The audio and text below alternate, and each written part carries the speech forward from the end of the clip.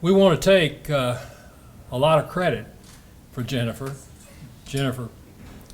Wood Adams.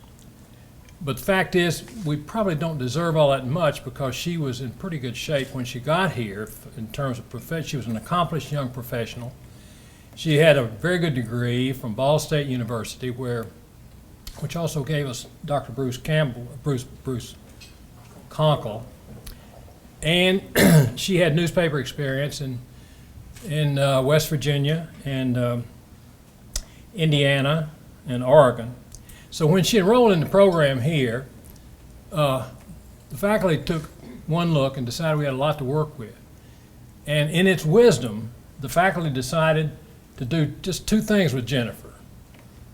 One is to keep her busy, and the other was to stay out of her way.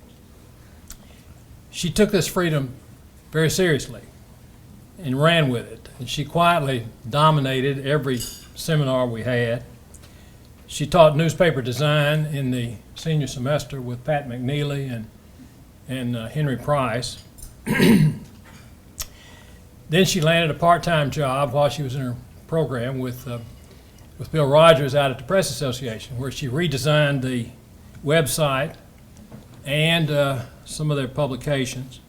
Bill wishes he could be here tonight because he sings her praises to the skies.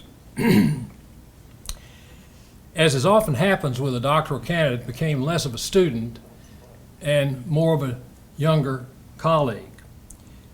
Those of us who were here back then remember her bright, sunny smile lighting up those long, windowless corridors in the Coliseum.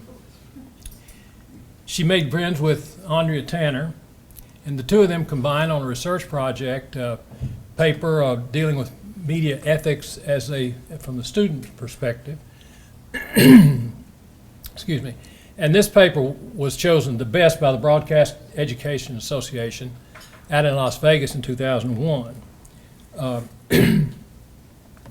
Her master's and doctoral research focused largely on weekly newspapers and on online newspaper marketing and management. And she developed enough of a foundation here to propel her through her graduate program and also provide the basis for her research when she got into teaching. Important as all this is to us, however, the high point for Jennifer came when she met Glenn Adams 10 years ago. They became, to celebrate the anniversary, is Glenn right there. Not here are their two daughters, one 8 and one 4. They're back home in Auburn, probably getting ready for bed, probably wondering if Auburn can score enough touchdowns to beat Alabama next month. Yeah!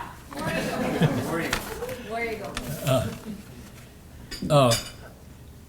Andrea, her friend Andrea, as a point of honor, had to tell me that Jennifer had turned her back on the Gamecocks, and now roots only for Auburn.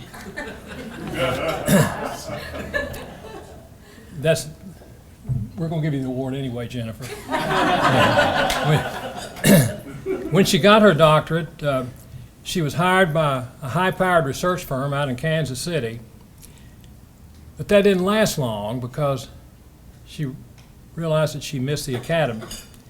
So she went to Hampton University and taught for 3 years, and then went to Auburn. And her rise at Auburn, by any standard of measurement, was spectacular. In just a few years, she went from being a rookie professor to head of the program. And let me hasten to add, this is a program of substance. Some 950 majors and pre-majors, a faculty of 25 or 30 FTE, administrative staff, and a budget of right at $3 million a year. They offer all standard undergraduate programs, and they have 30 graduate students. Not long after taking over this department chair, Jennifer drafted a proposal to change the department into a school, and it became the School of Journalism and Communication. She herded that proposal through the shark-infested bureaucratic waters got it approved by the Board of Trustees in 2013. What had been a department is now a school, and who had been a very junior professor was now a director. There's a lot more. Jennifer's program had, for some years, had taught broadcasting. As a matter of fact, John LaPicola, who used to be with us, got his first teaching job teaching broadcasting at Auburn. But broadcast programs are traditionally underfunded, undernourished, and so she went to Raycom, which owns 53 TV stations, persuaded them to chip in. So they gave $350,000 right then and a permanent commitment of $80,000. The Raycom Media partnership is very, very successful. There's a lot more, too, in terms of Jennifer's resourcefulness as an administrator. But actually, Pat McNeely was supposed to do this tonight instead of me. When Pat was doing her homework, she discovered a coincidence that she thought was interesting, and she called me and asked me to do it for her instead. Pat knew that Jennifer was one of the last students I had anything to do with here before retirement. But Pat also found out that one of Jennifer's colleagues, Dr. George Plaskidas, was one of the first students I had at the University of Mississippi. And so for that reason, that's, if you just live long enough, you make these connections. But George Plaskidas was not just a very good student. He was the starting quarterback on the Ole Miss Rebels. They weren't as good then as they are now, but they were pretty good. And her best friend, his best friend, was a big, huge offensive lineman named Bob Lewis, also a very good journalism major. And my late wife, Gayla, loved those boys, loved them. And in fact, once when we had to move across town, she said, get George and Bob to help, which we did. Jennifer gave me another reminder, which the last thing I needed was another one, that I'm getting older, by pointing out that George Plaskidas has been at Auburn now for 30 years. So, as I said, if you just stick around, these things happen. Jennifer, on the other hand, is just getting started. She's got one book under contract, another in the works.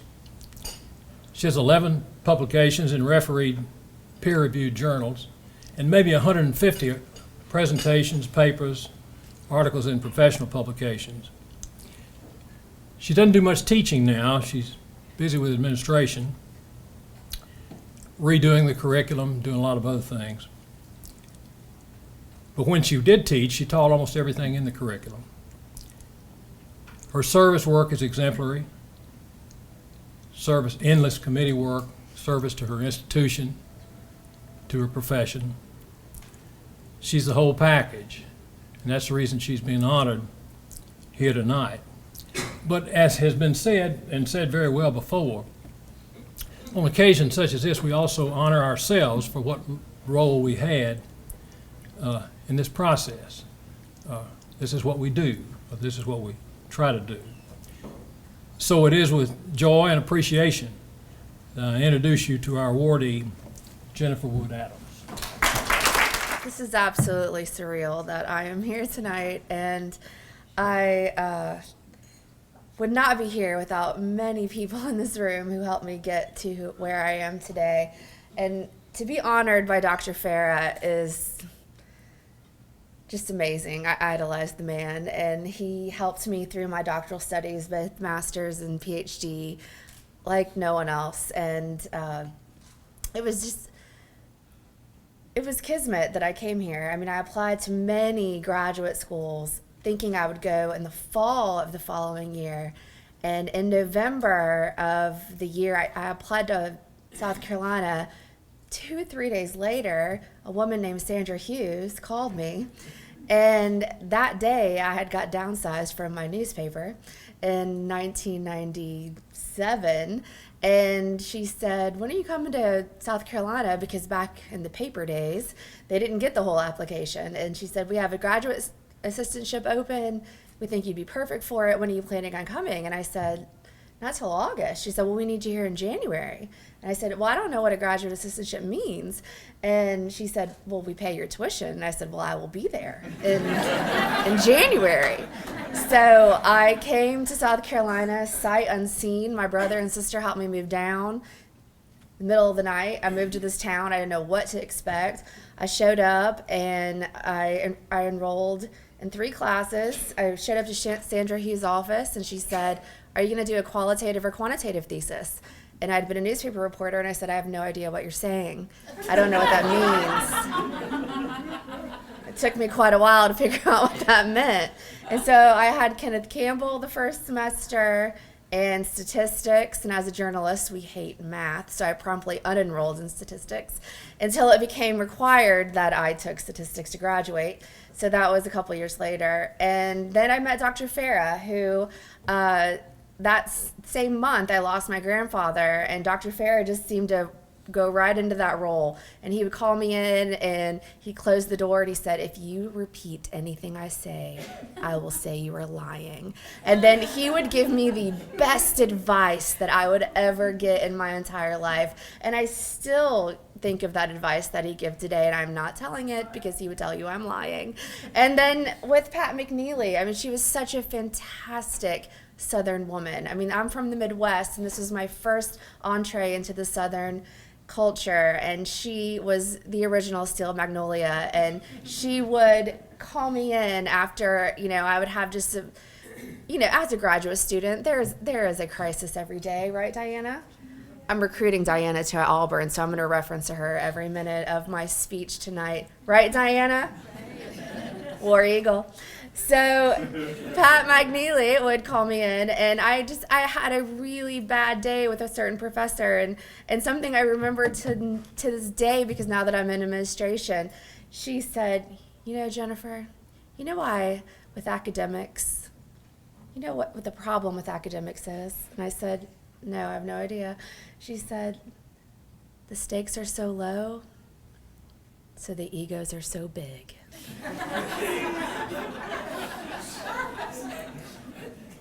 I use that every day. When someone comes to me and complains about their chair or their printer or something that doesn't matter, that the egos are so big because the stakes are so small. And I would never have graduated without Dr. Collins, who helped me so much. I did what everyone told me not to do, and I was so poor as a PhD student that I had to take a job and make money because I could not take out a single second of another student loan. So I went to work for a research firm, and everyone at South Carolina said, do not leave, you'll never finish. And Rick Stevens said to Andrea and I, the streets are lined with ABDs. The streets are lined with ABDs. So Andrea finished because she stayed here and followed the rules, and I left because I was broke and poor. And so I said, I will finish. And Dr. Collins, he just kept after me, and I finally finished 4 years later. And so it was wonderful when I finally finished. And so there were so many people in this room who were so critical to my career and helped me become the person that I am today. And I still draw on the advice that you have given me and what you meant to me at that time of my life. And I promised I would not talk more than 2 minutes because I've sat through these things so many times at Auburn. And we just did this at Auburn with our alumni, and someone spoke for 45 minutes, and I thought people were going to leave the room. So I am so sorry I went over 2 minutes, but these people mean so much to me that I just had to say thank you. And I mean, I guess Lisa Gibbons wasn't available tonight, so I appreciate that. And my name is on it, so I'm taking it. So thank you so much. I really appreciate it.